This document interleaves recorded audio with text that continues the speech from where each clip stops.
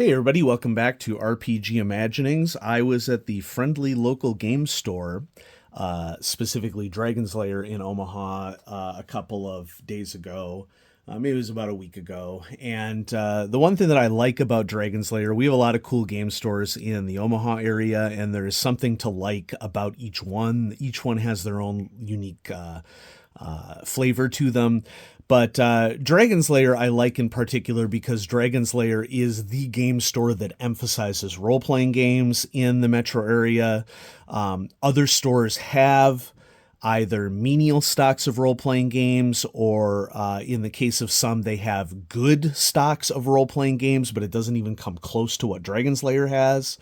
And Dragon's Lair also happens to buy and sell role-playing games. So, I stop in there every couple of weeks or so and check out what they have in stock. And I might end up going back there because what I've recently found is that they have a really high-quality collection that somebody sold of GURPS Traveler books. And I'm not so much interested in GURPS as I am Traveler. And, you may be saying, if you're a Traveler aficionado in the audience, you may be saying, well, Traveler has Spinward March's source books for every iteration of Traveler. Why would you purchase another one? Traveler has a starship construction book for every iteration. Traveler has something equivalent to a discussion of trade within books. Although I would say, and correct me if I'm wrong on this, Mongoose Traveler does not yet have a dedicated trade book at all. Now, if you've been paying attention to the video, you may have noticed, that I'm paying pretty rock bottom prices for these. This Starships book was, only $5. But I actually saved even more on these because Dragon's Lair has a program whereby, if you get, if you spend $10, 10 times, I think it is, they give you a 20% off. And so I had a 20% off locked and loaded, and I saw these GURPS Traveler books. And so I went ahead and used my 20% off coupon on that. I may actually end up going back because they had other, what I would consider more niche GURPS Traveler books there as well. But let's go ahead and open these up and check them out. Okay, so first, Behind the Claw, which is a long-term legacy setting for Traveler, and specifically this is the Behind the Claw Spinward Marches source book. Part of the reason why I've been collecting GURPS Traveler is that it never hurts, I think, if you're really interested in a particular role-playing game, to see how the change of that role-playing game, what changes have happened in that role-playing game over time. And when Steve Jackson Games took over the Traveler license for a short time, it was, I think just a couple of years, from Far Future Enterprises and GDW, basically they took on old authors and new authors to sell, essentially, the Traveler universe within the GURPS universe. So Martin Doherty has been writing for Traveler for a long time, as did Lauren Wiseman. But in these books, you will also get new authors. And because what GURPS Traveler is doing is a little bit different than classic Traveler in that you are bringing Traveler to a new audience. And as such, the writing is a little more accessible, I would say, than some other iterations of Traveler that exists out there. That's not a knock on classic Traveler. I love classic Traveler, but the overall style and focus of the writing of GURPS Traveler is a little bit more hand-holdy than it is for classic Traveler. And I think that that's great and should be purposeful for a company that takes over a license for something. But what happens as a result of this for GURPS Traveler is that you get a lot of sidebars giving context for things that usually don't always exist within other Traveller books. And so these sidebars are connecting us to the history, they're connecting us to various cultures, they're indicating similarities and differences between different groups. And so the rest of this book is just breaking down the subsectors of the Spinward Marches, summaries of all the planets that are in the locations. I am a sucker for late 1990s, early 2000s black and white inked and pencil art. And so books like this are my jam. But GURPS Traveller books remind me very much of Wedge Star Wars books, which I've just started rereading the Darkstrider campaign and am enjoying that tremendously. And so there we go, GURPS Traveller Behind the Claw. Now, one of the great things about Dragon's Lair is that they protect their books, but in protecting their books, it can be difficult to put these books back in their plastic wrap without just removing the tape. And so I'm sort of in a situation where even though it does not perfectly seal the product, I tend to remove this tape because it just makes it easier for me to reseal a product into their plastic wrapper. And I'm not going to reseal it here on camera because I don't want to waste your time. So Starships, Construction, Combat, and Adventure. Classically, this book was called High Guard. Currently, in the current iteration of Traveller, whether Traveller 5 or Mongoose Traveller, it is the books are called High Guard. But they called it Starships for whatever reason in GURPS Traveller. And, you know, that I think that could be simply because High Guard is a little bit more of a niche title that you really have to delve into the lore to understand that, you know, High Guard is the high guard in high orbit that you have around a planet. And it's a little more nerdy when you're trying to make a game accessible to a broader audience, as would be the case for GURPS Traveller. And so I like this page in particular, Culture and Naval Architecture. And so what are some of the overall differences in appearance between ships of different cultures?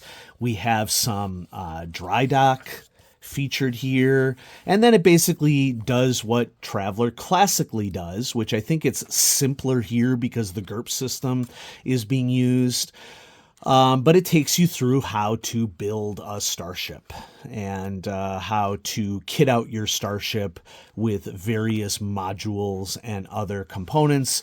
The other cool thing about this book is that there are also some designs of starships from small craft through starfighters, through system defense boats, which do not have jump drives, although some do. Patrol cruisers, safari ships, container ships, common starships, warships and dreadnoughts, and then the infamous Tigris class dreadnought, which just was featured in the Imperial Navy sourcebook, which is a spectacular sourcebook for Mongoose Traveller. Honestly, folks, it knocked my socks off. It's so good. They have a variant cover for that book. You can only get it in the variant cover, and it deserves that variant cover because it is one of the most well-written, as well as what I would consider one of the coolest source book for everything that you would need to set a campaign around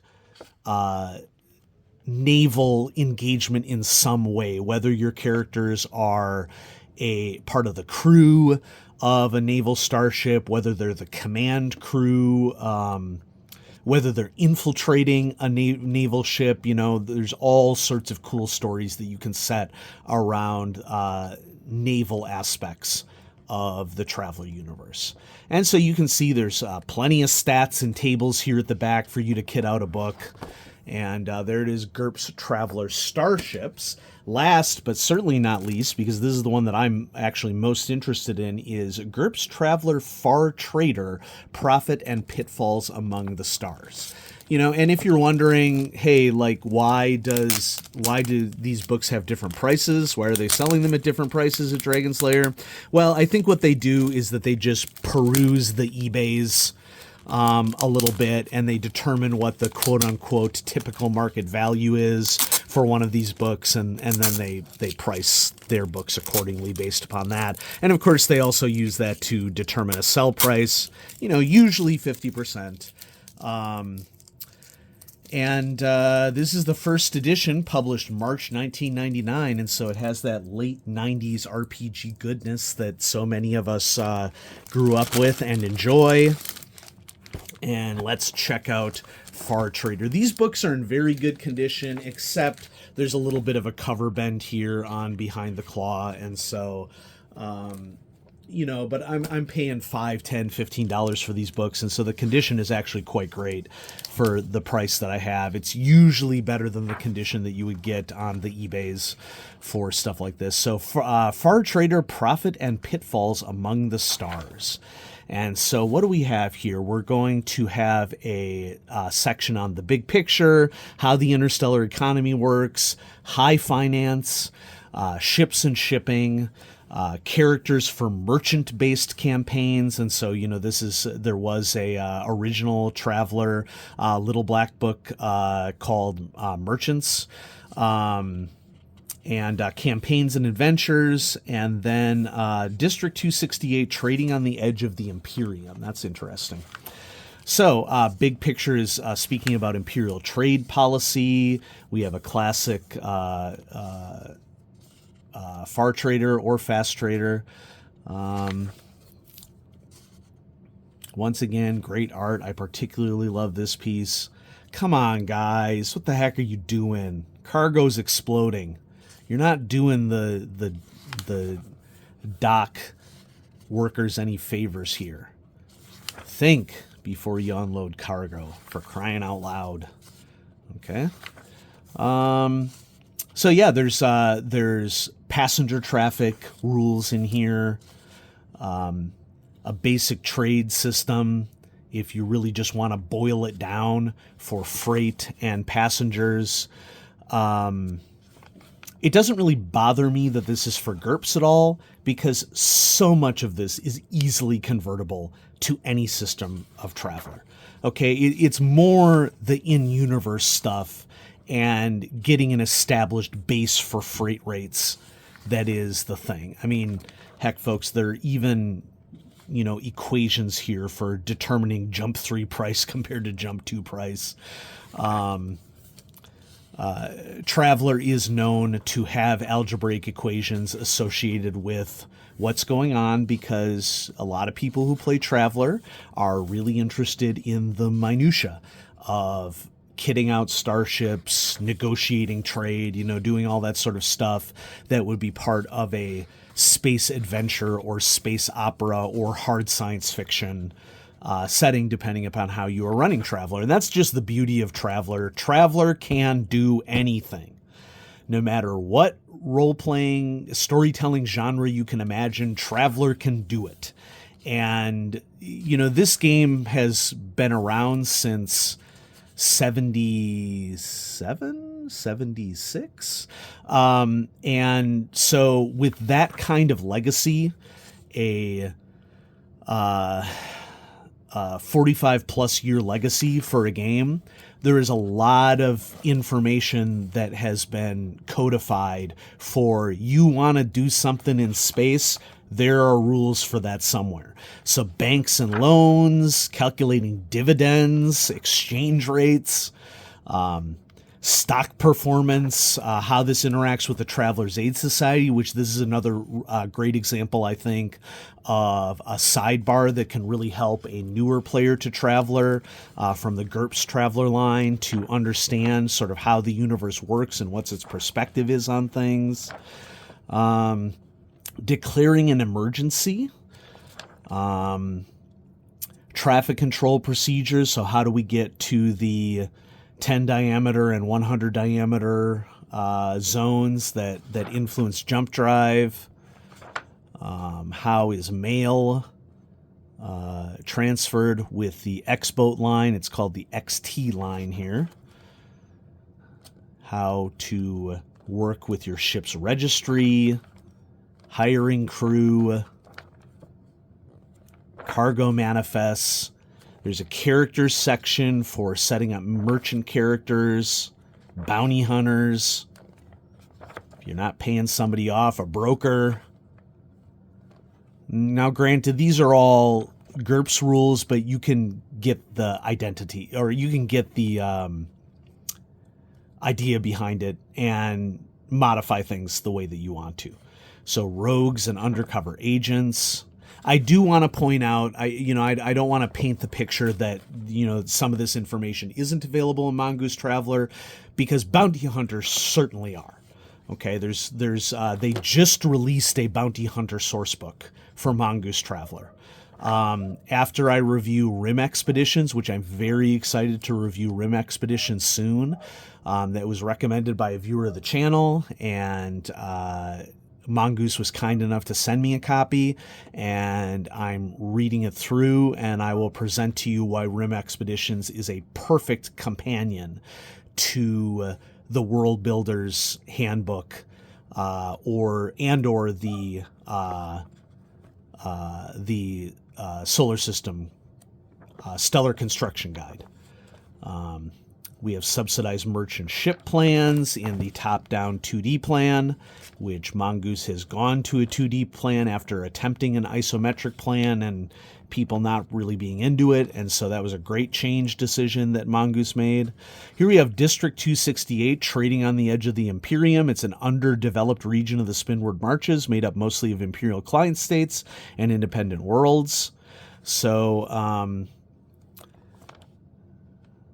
I'm not sure if this is just fleshing out an existing subsector within Traveler, or whether this is just inviting the players to flush this out more.